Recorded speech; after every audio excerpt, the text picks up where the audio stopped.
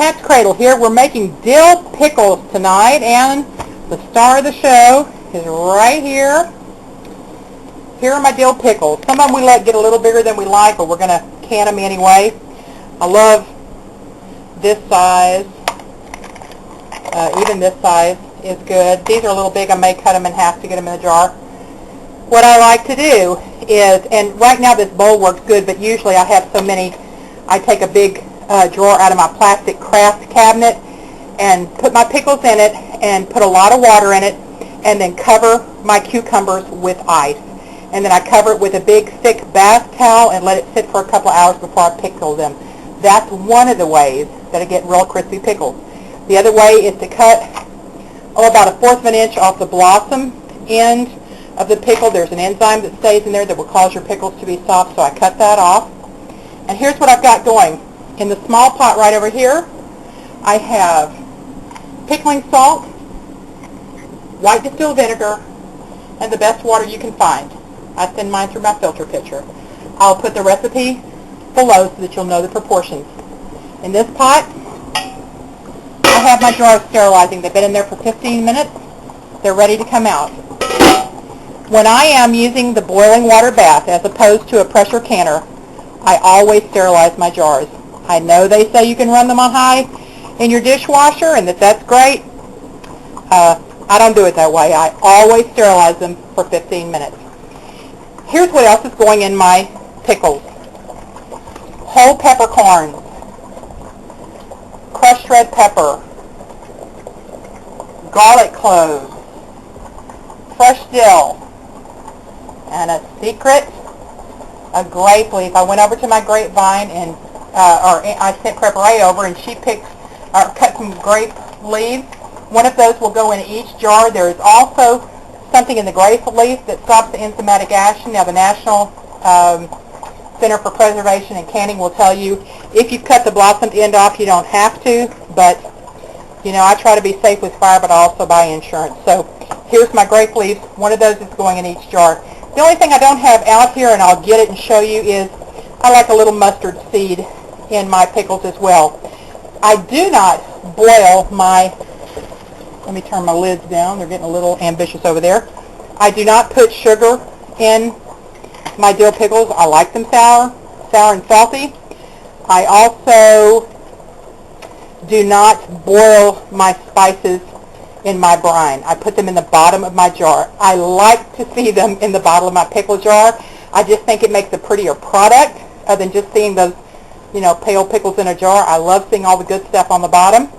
So let's get to it. I'm going to take my jars out of the kettle, and I'm going to fill them with my spices and my pickles, and then we're going to pour the brine over and process them. I'll be right back. Okay, well, I'm loading the jars, and I've got to admit I changed the recipe on you just a little bit. That's kind of how seasoned cooks do. I did get out the whole yellow mustard seed. I shook some of that in the bottom. I also got out some whole dill seed, shook a little bit of that in the bottom. What else did I get out? Oh, I shook a little bit of celery seed in the bottom. And I also put I had these in the freezer from last year. They're delicious. 1/2 of a frozen jalapeno in there. So I'm going to get them loaded up with brine, and I'll be right back to you. Oh, I'll show you this right here. Sometimes you get a cucumber like this. If all of your cucumbers are like this, you've got a pollination issue. But I only had just a couple like that, so I'm not worried about it. Those just didn't get pollinated and didn't do as well. But you can cut that off right there and still use that little cucumber. That's fine. Just thought I'd show you that. If all of them look like that, though, you got a problem. You got to look and see if you're using insecticide that's killing the bees and insects that pollinate. If you're just not seeing any insects, then you need to hand pollinate, and that's another whole video. I'll get back to you. Okay, here they are in the canner. You'll see 2 empty jars. They're just taking up space so that my cans in the boiling process don't fall over. I want them to sit upright. I got 5 quarts. Just a reminder that it is easier to get pickles into a wide mouth than it is a small mouth. I had to cut up some of mine to get them in a small mouth. but I didn't feel like going to the back and opening up a new case of canning jars. So the other thing is they're bright. The pickles are bright green going in to the water bath canner. When they come out, they will be a dull green. That is normal. After you sterilize your jars, you'll want to take some of the water out of the canner because you were boiling, well, basically empty jars. I mean, even though they were filled with water. I don't know how it happens, but when you go to put your filled jars back in there, I guess it's just denser or heavier. I'm not sure what the deal is, but when you go to put full jars back in that water bath canner that was just where the water level was at the right height, your water bath canner will overflow. So you want to bail some of that water out of there, but don't throw it all away. Save some. I use this to bail mine, and that's hot water there that I bailed out, because if when I put my jars in, the water doesn't cover the lids, then you need to put more water back in there so that it will cover them by a couple of inches. And you don't want to be putting cold water in there, so be sure that you save some of that hot water that you can put back. The reason being, you want your pickles to be crisp, and you're going to ensure that 3 ways. 1, you're going to put a cold pickle in the jar. You're going to cut the blossom end off, and if you can, you're going to put a grape leaf in there. Time is of the essence. You don't want them to be sitting around in this canner for very long, waiting for that water to try to heat up. You want to get it to come to a boil. You want to put it on for your timer for 15 minutes. Then you want to get them out.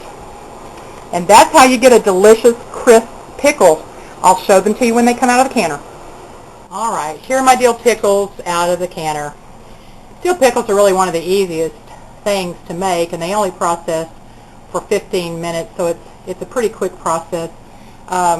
They're very hot. Here's how they look. You can see the grape leaf and the peppercorns and the garlic, and at the bottom there's the red pepper and mustard seed, and oh, all the deliciousness. Here's some that were cut. I just love seeing everything that's in it, and I just think it adds to the flavor. These are delicious. You do need to let them sit. I like to let them sit a long time. A couple of months is best to me. If you get a jar that doesn't seal, no problem at all with pickles. Just put them in the back of your refrigerator and forget about them for a couple of months. They'll last just fine. They're sitting in that very acid brine, which preserves them. So no problem. If you get one that doesn't seal, don't worry about it. Just put it in your refrigerator and wait for it. Got a couple of tips to give you on having a successful session canning pickles. And I have divided this up into about 5 rules that I try to follow. And here we go. Number 1.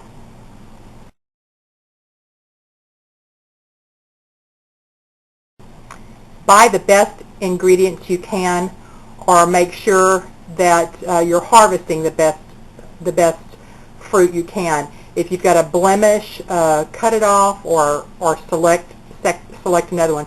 Get fresh dill if you can, fresh grape leaf if you can, the freshest garlic. That's just one of the best tips I can give you. Number 2.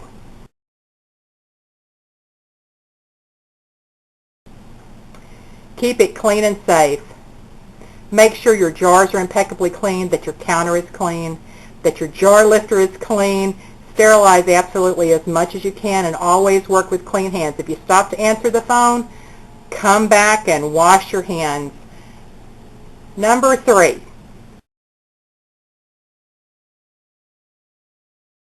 Number 3 is more is better. There is nothing worse to be canning and running short. Sterilize more jars than you think you need. Put more lids and seals, more lids and rings on to simmer in your pot than you think you'll need. Have more hot water available than you think you'll need. And make more brine. There is nothing worse than to get pickles sliced up and in the jar and run out of brine. If you have brine left over, you can put it in canning jars, let it cool, and put it in your refrigerator and use it the next time you pickle. If you're growing a lot of cucumbers, you will probably make pickles several times during the season. So more is better. And number 4.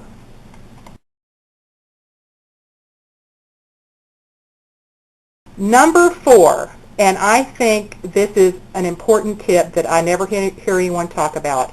4 is can in the morning if at all possible, for several reasons. If you're planning a canning session in the morning, you know the night before, don't plan a canning session if you're going to have to rush. There is nothing worse than being rushed when you're trying to watch food process. Also, if you do it in the morning, you can go out in the garden and pick your produce that morning and come in and can it. You can survey your garden the night before and know about what you're going to be dealing with, but pick it fresh. Food begins to deteriorate the moment you take it off the vine. So if you let it sit in the refrigerator for 3 or 4 days, you're getting a product that is slightly inferior to that that could have been canned fresh the first day. The other reason morning is better is because it's cooler in the morning, especially during the summer. In the afternoon, my air conditioner is just struggling. It would have been better if I could have done this in the morning. The other reason is you're not so tired. Canning is not fun when you're tired, but worse than that, when I'm tired, I make mistakes. I cannot tell you how many times I've had exactly the number of bands and seals that I need simmering in a pot. I get them all put on, get all the lids put on, and look like I'm one short. Well, what I've actually done is I've actually put 2 lids on one jar. So now I have to go unscrew them all, go see which one accidentally has 2 lids on it, take it off, put it on the other one, and then hope they all will still seal since I've unscrewed them all. The other thing I do, like tonight, I should have put 5 largemouth jars on to sterilize, but I wasn't thinking and I'm tired, and I put some smallmouth on. Since I put smallmouth, I had to cut some of my pickles because I just couldn't get them in the jar. So those are some considerations. If you will follow those rules, you will have a much more pleasant experience. I hope this helps somebody and saves you some heartache and anguish when when you encounter problems, that you won't encounter problems with your canning. Do try these pickles. It's an easy, good starter thing to do, and you can find cucumbers readily at farmers market if you're not growing them yourself, and make delicious pickles. If there's any of those seasonings that you don't like, if you don't like garlic, leave it out. If you don't like peppercorns, leave it out. If you don't like the taste of dill, leave it out. The only thing you can't leave out is the water, the vinegar, the salt, and the cucumbers, and the rest is up to you. I love this combination. I do this quite often where I'll throw something in extra, but I love all of these flavors: peppercorn, red pepper, garlic, celery seed, mustard seed, dill. Delicious. This is a crisp dilly pickle. You're gonna love it. If you have any questions, just send me a PM or leave your question in the comment section. I'll get back to you. Thanks. Katzcradul.